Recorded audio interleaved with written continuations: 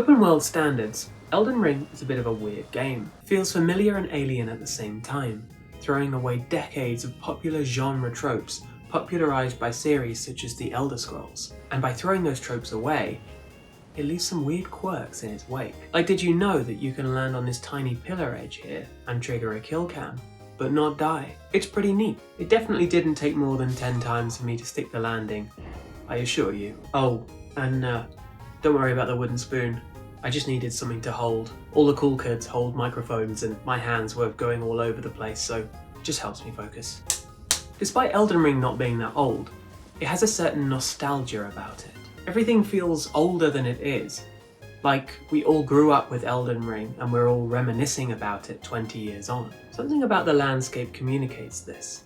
It's vast, too vast, and nothing is ever quite to scale. But not in a Skyrim kind of way, where everything is a facsimile of something real. No, this is different. From Software didn't care to make the lands between realistic to our world, because they didn't have to. It's a world that's true to its own laws and expectations. It doesn't matter that we can find larger-than-life castles in biomes far too small to support them. But while that kill cam in Nokron was clearly a mistake, there's still something really off about this whole area. The long walkways feel too big, yet too cramped at the same time, inviting you to explore their lengths and tempting you to fall. It's a very backward design that speaks to how we as the Tarnished have been forced to contend with the ruins of this world. We cannot travel the length of these grand colonnades for very far, so we skulk about the base of the pillars, going where the people who built them never intended for us, as we search for scraps of lost souls. There's nothing of value here. It's just an odd detour between slaying things and moving on to the next area. There's one spot that reigns supreme for pointlessness in this area, however, and it's this pillar. Sticking out slightly from the wall, it doesn't lead anywhere. You can't drop down to another ledge, you can't jump to another floor, you just sort of have to sit there. It doesn't hold up the wall. In fact, it seems quite out of place. The fact that you have to go out of your way and make a really awkward jump to get to it makes me think that this was a mistake, but not one that was worth clearing up. So it just sits as this little oddity poking out from the wall, for the curious few to find. It's a good spot for some isolated contemplation if the mood finds you. And while you're up there, perhaps consider pondering my Patreon and what deeper mysteries it might contain.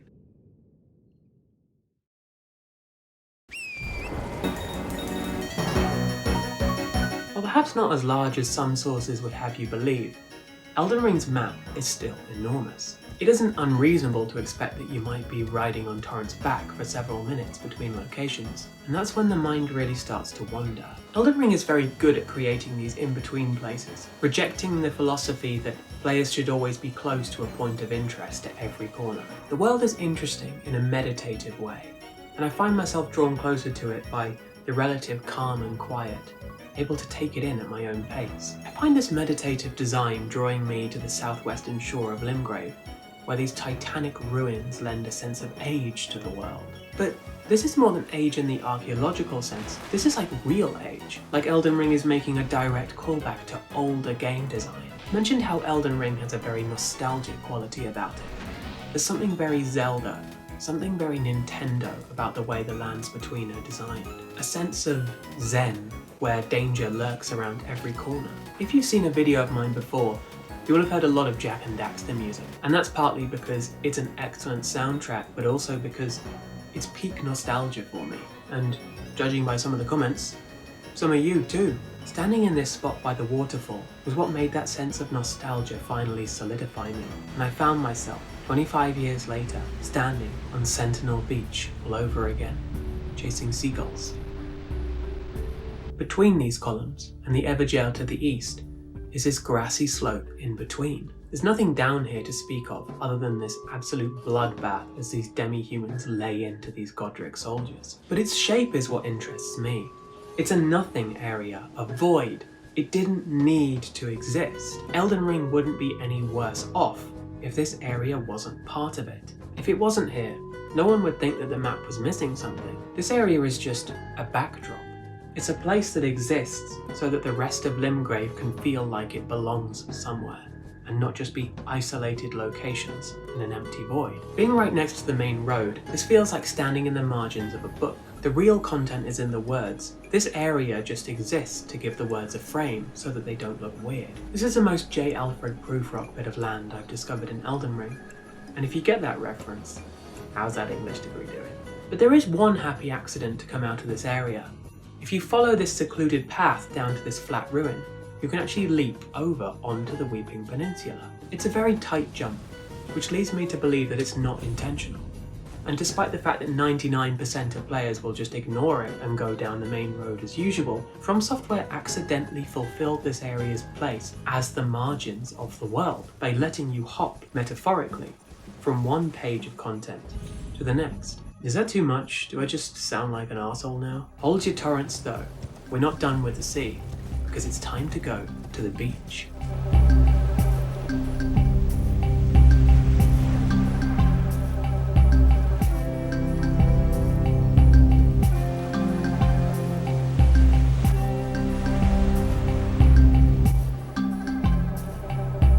Elden Ring has several beaches, which I count as an innovation on Dark Souls, which had none.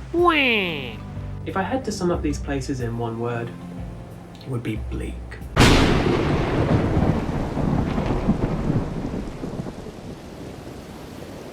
We're far removed from the crisp white sands of a Mario game. These are the most British core beaches I've ever seen. You are not wanted here! Away! Away! For a game that doesn't try very hard to be realistic, these beaches feel very realistic. They look drizzly and probably have this horrible bracing wind coming in over the sea. The sand is damp and grey, littered with the flotsam and the odd crab, but I love them. They feel so far removed from what actually matters in this game. Somewhere over the horizon is the next demigod to be slain, waiting in their grand and gothic castle for you to challenge them. So, what are you doing here? Why come all this way to stand in unpleasant sand in Destiny Court? No reason, and none required. The lands between waits at your pace. If you need to stand on a cold shore and take in some empty space for a few minutes, that's okay.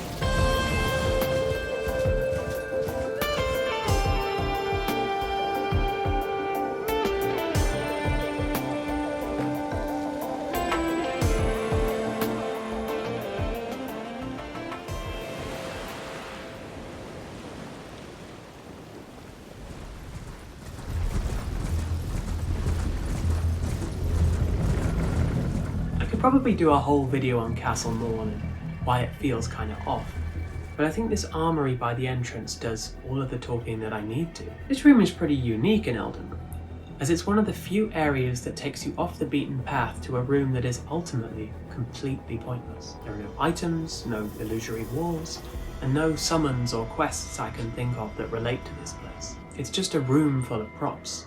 The reason it instills a sense of strangeness is that it reminds us that we're in a video game. You probably don't walk around in real life expecting that every single room you go into is going to have some kind of grand purpose to it.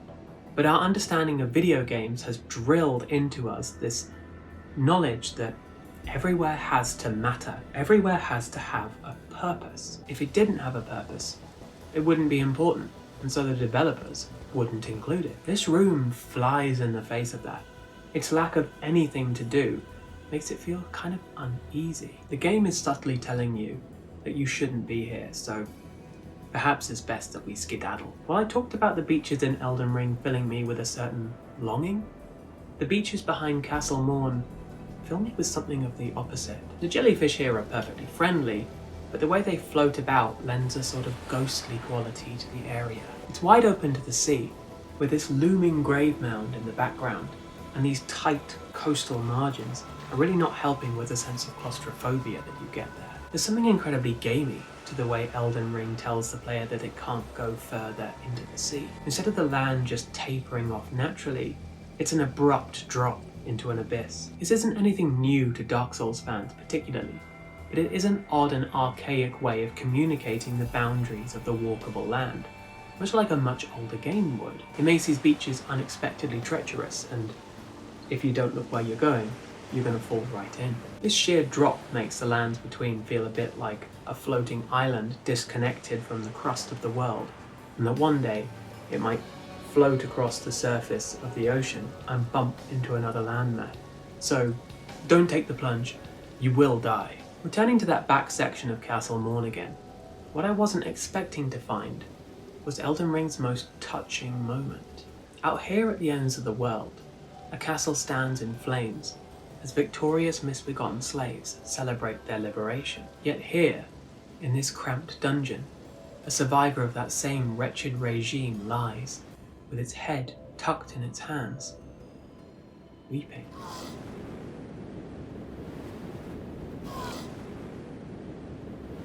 We're so caught up in the plots of gods and champions that the world we traverse can feel beneath us quite often. But watching this misbegotten, its hunched body shaking in fits of tears, really unsettled me. There was something very human about that movement, and the way it doesn't even notice you really speaks to how self-absorbed it is. Elden Ring is full of injustice everywhere, but for whatever reason, this moment moved me in a way that I really can't put words to. I think we've all felt what this misbegotten is going through.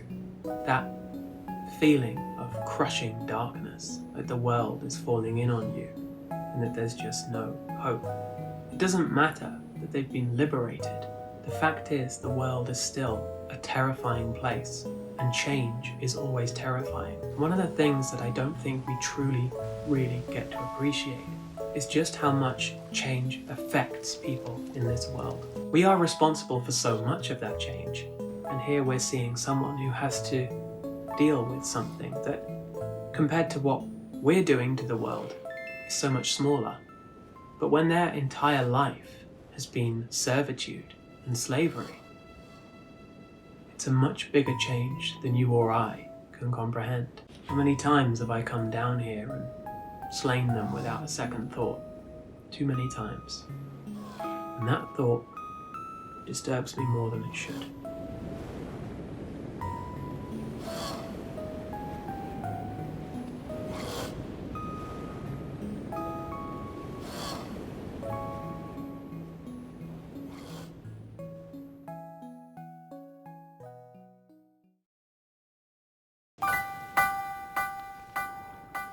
If Elden Ring's world is good at communicating any one single feeling, it's solitude. Not loneliness, not always, but rather a feeling of you against the world. I use you in a general sense, as we see this kind of dynamic playing out all over the place. Stumbling across a nomadic merchant is a profound expression of solitude. This is a people divided by persecution, scraping out a meagre existence at the edge of the world, guiding us with their melancholy song. I'm not saying that they don't get lonely, but it's a different kind of lonely to you or I. This solitude is the kind of loneliness that a Pokemon NPC might experience, where they stand in one place, rain or shine, letting the world come to them. In fact, most NPCs we meet are like this, standing out in the open, letting the world go by. My favourite instance of solitude, though, is not an NPC. It's this dead, wandering noble and his wolf companion. Out here in the wilderness of Mount Gelmir, with only the graves for company, this man hauled a chair up the mountain, an unmitigated war zone, took in the brilliance of the Erd Tree, and died. It's hard to say whether the wolf was with him all this time, as we never see wolves and wandering nobles particularly getting on. So perhaps it split from its pack after he had already deceased, and decided to sit by him. Or maybe he really was its master in life, and like a good companion, it has not left his side since he died. There's one detail in this, though, that just absolutely makes the scene for me. The chair is slightly misaligned, so that it isn't facing the Erd Tree head on. If you remember Blackguard Boggart's words, he implies that not everyone can actually see the Erd Tree. Perhaps in his final moments, this exiled noble, devoid of much of his wits, but with a memory lingering at the back of his brain, hauled this chair painfully and inexorably up the mountain, and set it up in the direction that he thought the Erd Tree was in, never really knowing whether he was actually looking at it. He may not have had the Erd Tree burial he wanted, but at least we can immortalize his effort.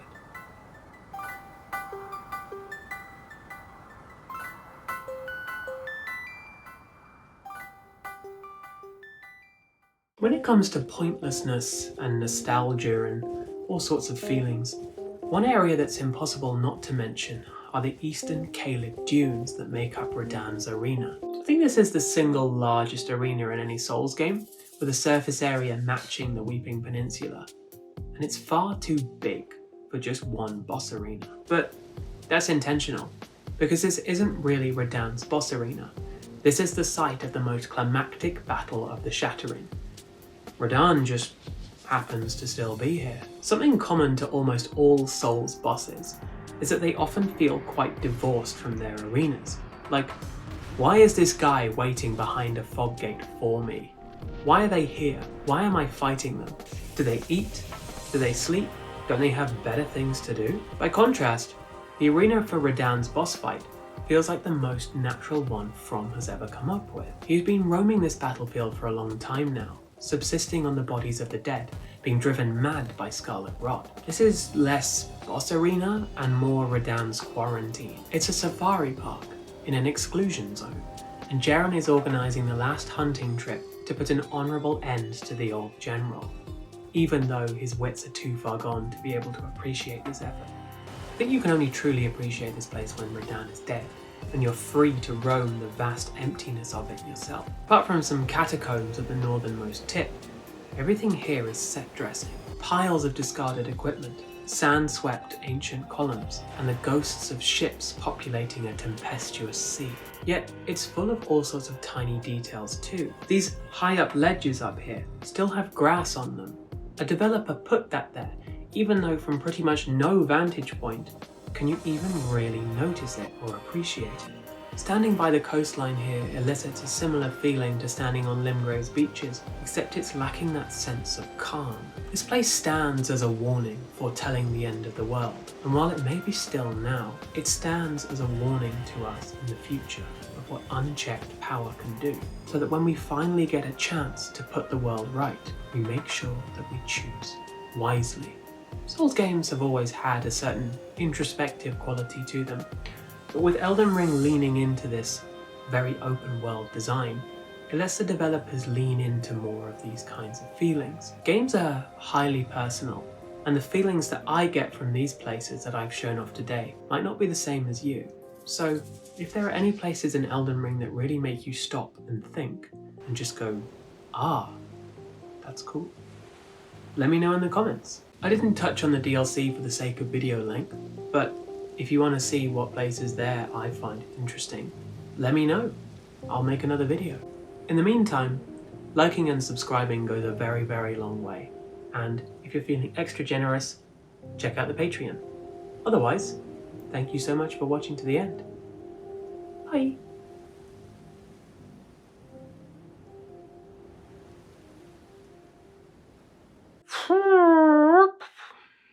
Jesus.